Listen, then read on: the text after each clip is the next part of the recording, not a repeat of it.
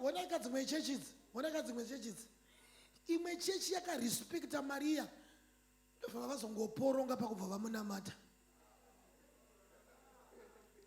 Ndokusiya Jesu wachona, ndokuchinamata aMaria wacho. Vachimunamatira chinhu chitsva chakaitwa naMwari.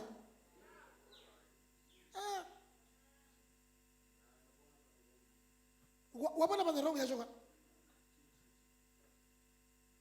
Chinhu chitsva, saka chinhu chakasimba ichi. Saka chinhu chitsva chakasimba. Chinhu chitsva pasati chinhu chitsva chakaita kuti ka chechi yose iya chero yakazara vanhu vodaroka irasike nekuda kwechinhu chitsva chakaitwa naMwari. Hazvina basa kuti inopindwa nevanhu vane matumbu akadai.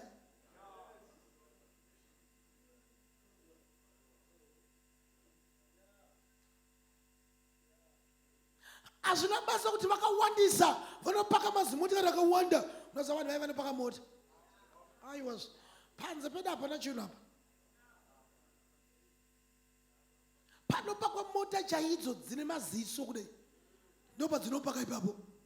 Pari kunamatwa iye musikana.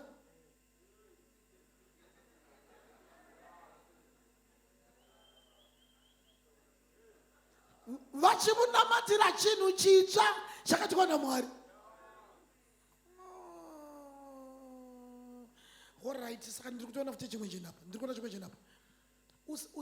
Usanamatwe iwewe nekuda kwechinhu chitsva.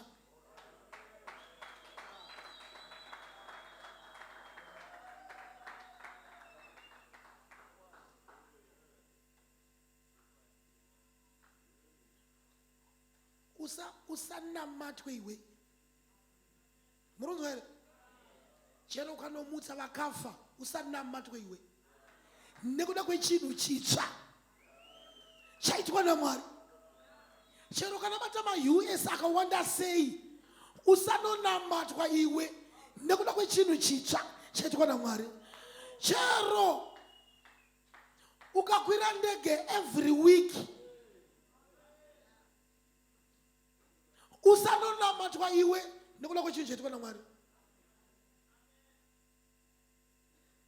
Dai Mari yanga ari mupenyu anga achavatsiura.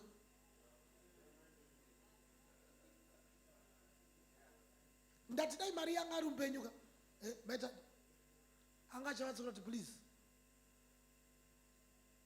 Inini ndakangozvara Jesu. Inini ndakashandisiwa. Unoziva chero kata Mari yakawanda sei. Chero kata dzimba 7 muHarare. Chero kata dzimba 15. Chero kata dzimba every city. Uine dzimba. Ramba kuti vanhu vakunamate. Chinhu ichi chaitwa naMwari ichi. Chinhu ichi hachina kuitwa naMwari kuti vanhu vanamate iwewe. But chinhu ichi Mwari achiita kuti vanhu vaone vape Mwari mbiri.